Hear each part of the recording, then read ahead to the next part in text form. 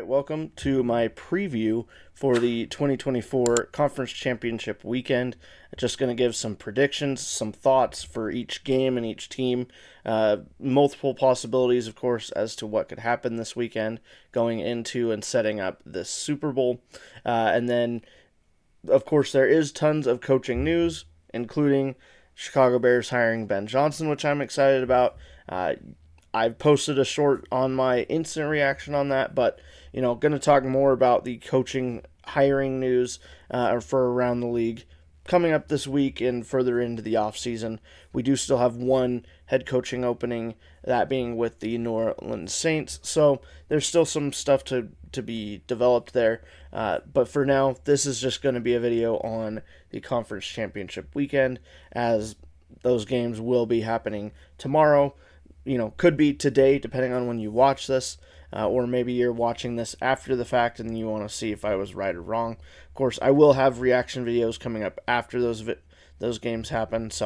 But without further ado, let's get into my predictions and thoughts on these games. So if you haven't seen these graphics I've been making so far this playoffs, just give you a quick rundown and explanation of how they work. So of course, I've got the line of what the game is up starting first. So you've got, for example, Washington +6 at Philadelphia, and then for both games I've got the spread, and I've got it on whichever side I've basically picked to cover. So that next line down you'll see is my pick for the game. So I have Philadelphia winning 28-26. So that would have my pick would be Philadelphia is winning. That's my exact score. As far as betting against the spread, that means I'm betting on the Commanders. I'm betting them to cover the 6-point spread. As long as they win or lose by 6 or less points, they cover. So I do have my prediction, the Eagles winning it by 2 points. I think it's very close, but that ends up meaning Commanders cover the spread, but they lose the game. And then the line below the pick is the over-under. Currently, as I'm checking right now, the over-under is listed at 47, so I'm taking the over here for this game. And then, of course, when the game ends and I have result graphics up here and my instant reactions, I'll put the actual score and results down below that in the actual category. And then down at the bottom of the page, I'll have my record for the weekend showing how I did between both games. So then, of course, with Buffalo and Kansas City, I do have Buffalo also covering the spread and losing.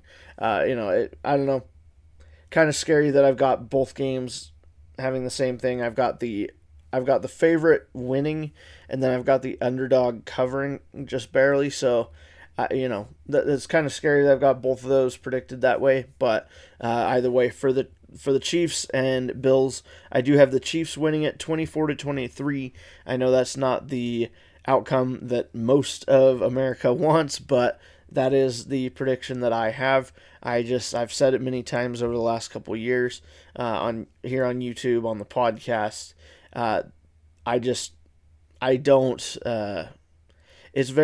learned over the last couple of years, it's very hard to bet against Patrick Mahomes and the Chiefs.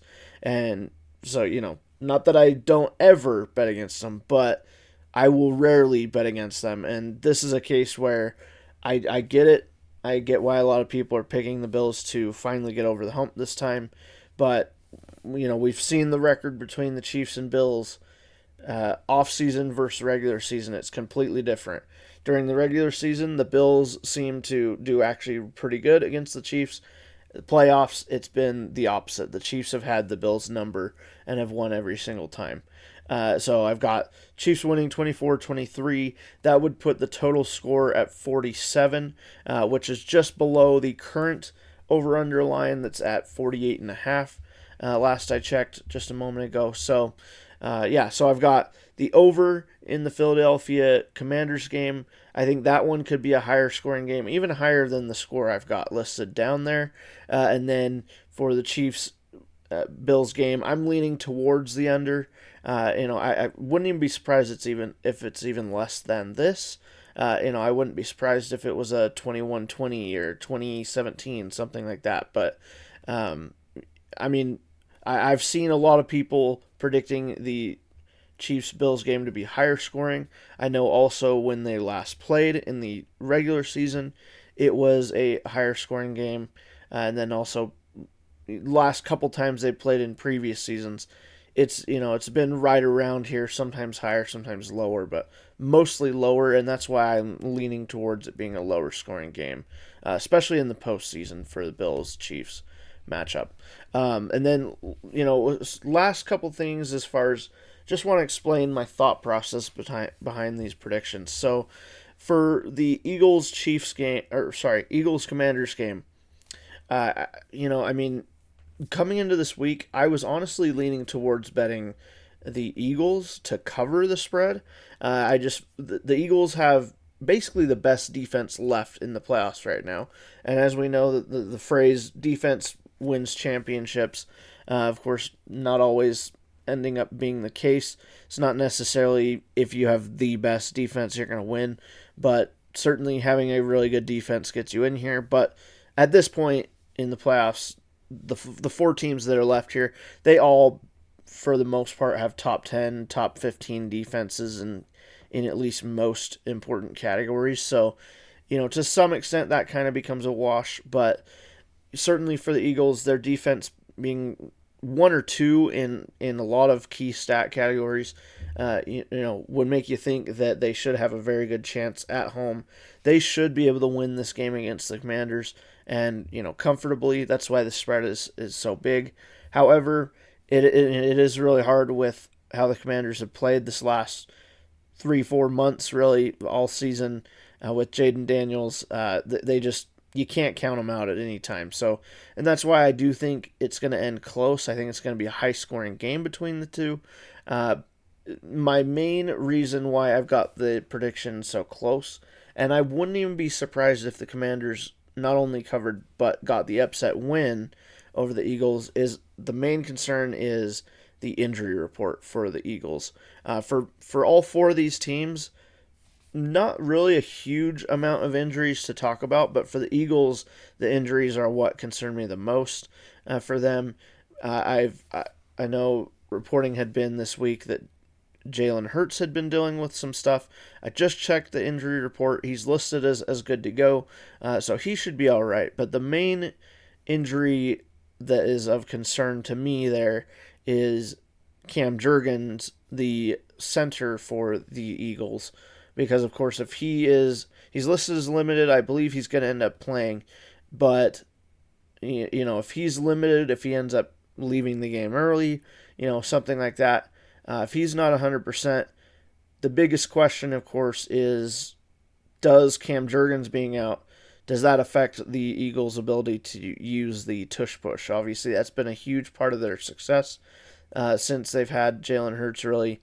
Of course, when Jason Kelce retired, everybody worried that they weren't going to be able to do it as well this year. And sure, their effectiveness, the amount of times they've been able to do it effectively has gone down percentage-wise, but not that much. They've been able to do it pretty much automatically still. But now if they were to, mid-playoffs, lose their starting center, that probably would impact it. Of course, the biggest thing with the Eagles, too, though, on offense, either way, is they do have Saquon Barkley. So, as long as they're able to run the ball with him, if their offensive line can stay healthy, and they can run the ball with Saquon Barkley, and if Jalen Hurts is healthy enough to run a little bit, I think the Eagles will be fine and they'll win it. But yeah, if those injuries end up coming into play, I think the Commanders will end up losing this. For the Chiefs-Bills game, not really a whole lot of injuries on either side to speak of. As a matter of fact, for the Chiefs the other day, when Andy Reid got up to give the injury report, he basically said, no injuries to report. So, Chiefs very healthy. The Bills have some guys on the injury report, but nothing too crazy or concerning for the most part. So I think this will be a good game. I just, Chiefs at home. That's the other thing is the Bills, yes, they've looked great at home. They've looked good on the road as well, but I just think going to Arrowhead again, we know the history between these two teams in the playoffs. Both in Arrowhead and in Buffalo at this point. The Chiefs have just had the Bills' number, whether it's been in the divisional round, the conference championship round. The Chiefs know how to get a win here. I think we end up seeing, you'll see Travis Kelce will need to be a good factor for the Chiefs to win. He is on a streak of, I believe it's 14 games in the playoffs that he has had 70 or more reception yards. So obviously they're going to need to have him do that again. Certainly he might need to get a touchdown as well for the Chiefs, but I think we're going to see that connection between Mahomes and Travis Kelce going pretty well. I think both defenses could be, decently good in this game.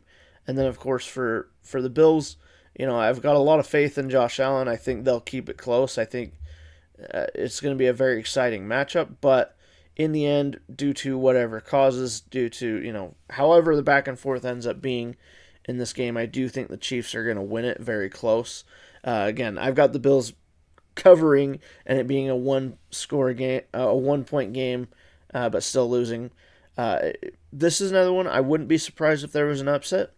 Very much could believe that the Bills could win this, and if so, that's great. I understand that for a lot of people, you don't want to see the Chiefs in the Super Bowl again, and I understand that. They are the dynasty. They've been in it a million times, it feels like. I mean, we basically went from the Patriots dynasty that was suffocating for pretty much two decades, pretty much had them in every single AFC championship game, if not Super Bowl, and then pretty much right as that dynasty was ending, we got the Chiefs dynasty taking over in the AFC. So, I get it. I get why people don't want the Chiefs in the Super Bowl or winning it. But one thing I would like to point out, just before I end this video, I've been thinking about the scenarios for each of these four teams getting into the Super Bowl, and if they were to win it.